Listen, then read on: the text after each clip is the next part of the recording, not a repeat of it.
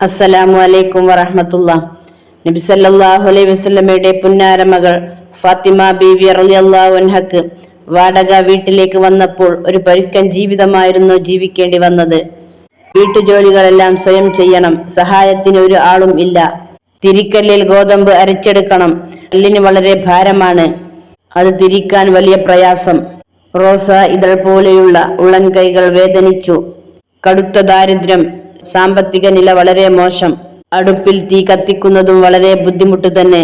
വിറക് കൊള്ളികൾ അടുപ്പിൽ വെച്ച് നന്നായി ഊതണം. നേരത്തെ ശീലമാക്കാത്ത പണികൾ.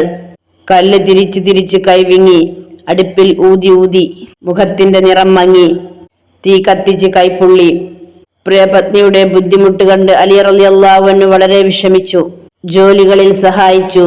ദൂരെ നിന്നും വെള്ളം കൊണ്ടുവരികയും ഇങ്ങനെ പല ജോലികളിലും അലി റളിയല്ലാഹു അൻഹു സഹായിക്കുമായിരുന്നു. ഒരു ദിവസം അലി റളിയല്ലാഹു അൻഹു ഫാത്തിമ ബീവി റളിയല്ലാഹു അൻഹയോട് പറഞ്ഞു, നബി സല്ലല്ലാഹു അലൈഹി വസല്ലമയുടെ അടുത്ത് കുറെ അടിമകൾ വന്നു ചേർന്നിട്ടുണ്ട്. ഒരാളെ നമുക്ക് തരാൻ പറയൂ. നീ ഒന്ന് ചെന്ന് പറഞ്ഞു നോക്കൂ. കേട്ടപ്പോൾ ഫാത്തിമ ബീവിക്ക് നല്ല ആഗ്രഹം. നമുക്ക് സഹായത്തിന് ഒരു ആൾ ആകുമല്ലോ. ഫാത്തിമ ബീവി റളിയല്ലാഹു അൻഹ പ്രതീക്ഷയോടെ വീട്ടിൽ നിന്നും ഇറങ്ങി. നടന്ന് നടന്ന് പിതാവിന്റെ സമീപത്ത് എത്തിയപ്പോൾ ഫാത്തിമ ബീവിക്ക് ഒരു ലജ്ജ തോന്നി. ഒരു വേലക്കാരിയെ വേണമെന്ന് എങ്ങനെ ഞാൻ പറയും? വീട്ടുജോലികളൊക്കെ താൻ തന്നെ ചെയ്യേണ്ടതല്ലേ? നബി സല്ലല്ലാഹു അലൈഹി വസല്ലമ മകളോട് ചോദിച്ചു, എന്താ മോളെ വിശേഷം? ഒന്നുമില്ല ഉപ്പ, വെറുതെ വന്നതാണ്. വന്ന കാര്യം പറയാതെ ഫാത്തിമ ബീവി റളിയല്ലാഹു അൻഹ അവിടെ നിന്നും തിരിച്ചു പോന്നു. ഭാര്യ വെറും കൈയോടെ തിരിച്ചു വരുന്നത് കണ്ടപ്പോൾ അലി റളിയല്ലാഹു അൻഹുവിന് ഉത്കണ്ഠ. ഫാത്തിമ, നീ എന്തേ ഒന്നുമില്ലാതെ തിരിച്ചു പോന്നു? ഞാൻ ഒന്നും പറഞ്ഞിട്ടില്ല. എനിക്ക് ലജ്ജ തോന്നി.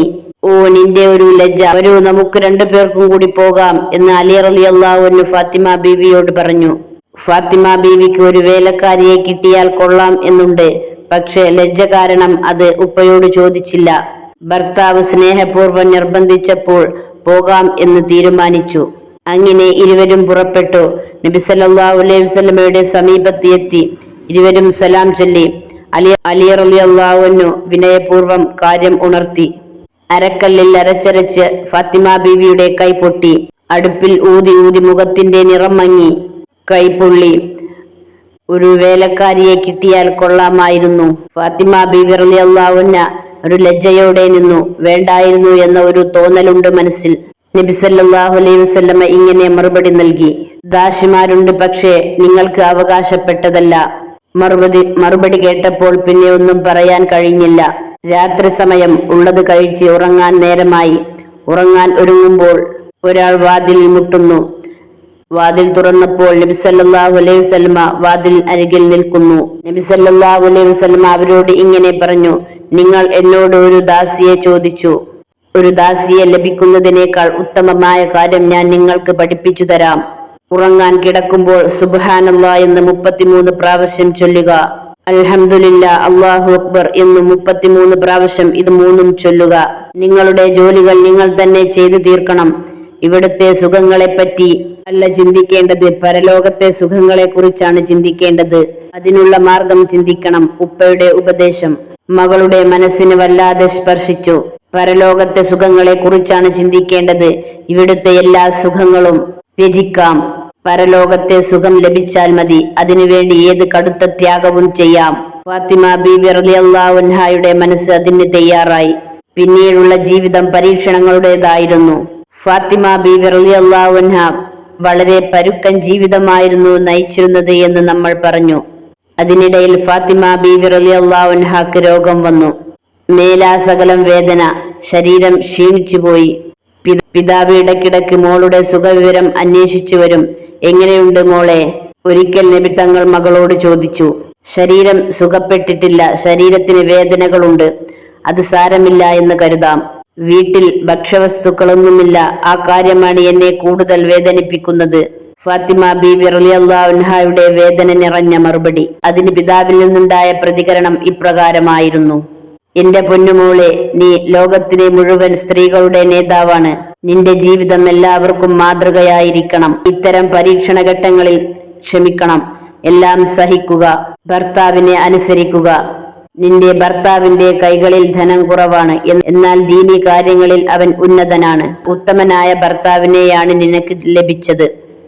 പിതാവിന്റെ വാക്കുകൾ മകളെ കോരിത്തരിപ്പിച്ചു. ഇല്ലായ്മയുടെ കഥകൾ ഇനി ഒരാളോടും പറയില്ല. നബി സല്ലല്ലാഹു അലൈഹി വസല്ലമ അലിയാർ തങ്ങളോട് ഇങ്ങനെ ഉപദേശിച്ചു: അലി, ഫാത്തിമയെ വിഷമിപ്പിക്കരുത്. അവളോട് സ്നേഹപൂർവ്വം പെരുമാറണം. പോരായ്മകൾ കണ്ടാൽ ക്ഷമിക്കണം. അലി റളിയല്ലാഹു അൻഹു ആ ഉപദേശങ്ങൾ പാലിച്ചു വന്നു. ചിലപ്പോൾ ചില്ലറ സൗന്ദര്യ പിണക്കങ്ങൾ ഉണ്ടാകും. അല്പം കഴിയുമ്പോൾ അത് മാറുകയും ചെയ്യും. ഒരു ദിവസം അലി റളിയല്ലാഹു അൻഹു ഭാര്യയോട് അല്പം പരുഷമായി പെരുമാറി. ഫാത്തിമ ബീവി റളിയല്ലാഹു അൻഹക്ക് സഹിക്കാനായില്ല. ഫാത്തിമ ബീവി ഉപ്പയുടെ അടുത്തേക്ക് പുറപ്പെട്ടു. ഭാര്യ പുറപ്പെട്ടപ്പോൾ അലി റളിയല്ലാഹു അൻഹുവിന് വിഷമമായി. നബി സല്ലല്ലാഹു അലൈഹി വസല്ലമ തങ്ങളോട് തന്നെ പറ്റി പരാതി പറയുമല്ലോ, അത് ഓർത്തപ്പോൾ വിഷമമായി. അത് വേണ്ടിയിരുന്നില്ല. താനിവിടെ ഇങ്ങനെ ഇരുന്നാൽ പറ്റില്ല. കൂടെ ചെല്ലാം. എങ്ങനെയെങ്കിലും ഭാര്യയെ സമാധാനിപ്പിച്ച് കൂട്ടിക്കൊണ്ടുവരണം. അലി റളിയല്ലാഹു അൻഹു നടന്ന് നബി സല്ലല്ലാഹു അലൈഹി വസല്ലമയുടെ വീട്ടിലെത്തി. അപ്പോൾ അകത്തു നിന്ന് സംസാരം. ഉപ്പയും മകളും കൂടി സംഭാഷണം. അലി റളിയല്ലാഹു അൻഹു അവരുടെ മുൻപിലേക്ക് കടന്നു ചെന്നില്ല. അവിടെ തന്നെ നിന്നു.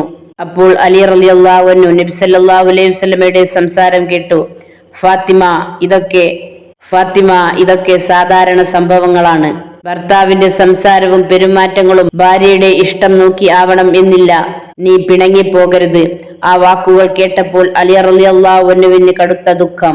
അലി റളിയല്ലാഹു അൻഹു കടന്നു ചെന്നു. എന്നിട്ട് ഫാത്തിമയോട് പറഞ്ഞു: ഫാത്തിമ, ഞാൻ നിന്നോട് ഇനി പിണങ്ങുകയില്ല. പിണക്കം മറന്നു. ഇണക്കമായി, സന്തോഷമായി. അങ്ങനെ അവർ രണ്ടുപേരും സന്തോഷത്തോടെ മടങ്ങിപ്പോന്നു. അലി റളിയല്ലാഹു അൻഹു മികച്ച കവിയാണ്. ഫാത്തിമ റളിയല്ലാഹു അൻഹ മികച്ച കവിയത്രിയുമാണ്. ചിലപ്പോൾ ഇരുവരുടെ സംസാരവും കവിതയിലായി മാറും. നബി സല്ലല്ലാഹു അലൈഹി വസല്ലമയുടെ ശിക്ഷണത്തിൽ വളർന്ന കുട്ടിയാണ് ഫാത്തിമ ബീവി റളിയല്ലാഹു അൻഹ. സംസാരത്തിൽ പോലും നബി സല്ലല്ലാഹു അലൈഹി വസല്ലമയുടെ പകർപ്പ്. അലി ഫാത്തിമ ദമ്പതികൾക്ക് സന്താനങ്ങൾ 5 എണ്ണമാണ്. ഹസൻ റളിയല്ലാഹു അൻഹു, ഹുസൈൻ റളിയല്ലാഹു അൻഹു, മുഹ്സിൻ റളിയല്ലാഹു അൻഹു, സൈനബ റളിയല്ലാഹു അൻഹ, ഉമ്മു കുൽസൂം റളിയല്ലാഹു അൻഹ. മുഹ്സിൻ റളിയല്ലാഹു അൻഹു ചെറുപ്പത്തിൽ തന്നെ മരണപ്പെട്ടു. മാതാപിതാക്കളെ ഏറെ ദുഃഖിപ്പിച്ച സംഭവമായിരുന്നു ആ മരണം. അലി റളിയല്ലാഹു അൻഹു ഒരു ദിവസം വീട്ടിൽ ചെന്നപ്പോൾ ഫാത്തിമ ബീവി റളിയല്ലാഹു അൻഹ തകൃതിയായി വീട്ടുജോലികൾ ചെയ്തു തീർക്കുകയാണ്. മക്കളായ ഹസൻ അൻഹുവിനെ കുളിപ്പിക്കുകയാണ്. വസ്ത്രം ധരിപ്പിച്ചു കൊടുക്കുന്നു. ഇതിനിടയിൽ തന്നെ കുബൂസും ഉണ്ടാക്കുന്നുണ്ട്. ചെറിയ മക്കളുള്ള എല്ലാ ഉമ്മമാരുടെയും അവസ്ഥ ഇത് തന്നെയാണല്ലോ. പക്ഷേ അലി റളിയല്ലാഹു അൻഹുവിനെ കണ്ടുവെങ്കിലും കണ്ട ഭാവം നടിച്ചില്ല. അല്ലെങ്കിൽ ഒന്ന് കാണുമ്പോഴേക്ക് സ്നേഹം കൊണ്ട് പൊതിയുന്ന ആളാണ്. ഇന്നെന്തു പറ്റി? ഇങ്ങനെയൊക്കെ ചിന്തിച്ച് അലി റളിയല്ലാഹു അൻഹു ചോദിച്ചു: ഫാത്തിമ, എന്നെ കണ്ടിട്ടും ഇതുവരെ മിണ്ടാതിരുന്നതെന്തേ? ആദ്യമായിട്ടാണല്ലോ ഇങ്ങനെ. അത് കേട്ടപ്പോൾ ഫാത്തിമ ബീവി റളിയല്ലാഹു അൻഹ പറഞ്ഞു: ഞാൻ ഒരു വിരുന്ന് പോവാൻ ഉദ്ദേശിക്കുന്നുണ്ട്. മക്കളെയും നിങ്ങളെയും തൽക്കാലം കൂട്ടാൻ പറ്റില്ല. റളിയല്ലാഹു അൻഹു ചോദിച്ചു: പോകുന്നതൊക്കെ കൊള്ളാം, എപ്പോഴാണ് മടക്കം? ദേഷ്യം പിടിക്കാതെ തന്നെ അലി റളിയല്ലാഹു അൻഹു ഫാത്തിമ ബീവിയോട് ചോദിച്ചു. എന്നാൽ നമ്മളെപ്പോലെയുള്ളവരായിരുന്നുവെങ്കിൽ അത് മതി അന്നത്തെ പ്രശ്നത്തിന്. പണ്ഡിതന്മാർ ആവർത്തിച്ചു പറഞ്ഞതും ഇതുകൊണ്ടാണ്. ഈ ദാമ്പത്യത്തിൽ മാതൃകയുണ്ട്. ഖിയാമത്ത് നാളാകുന്നതുവരെ ഞാൻ മടങ്ങി വരില്ല. ഇടിവറ്റേറ്റ മറുപടി. അലി റളിയല്ലാഹു അൻഹു സ്തംഭിച്ചു നിൽക്കുകയാണ്.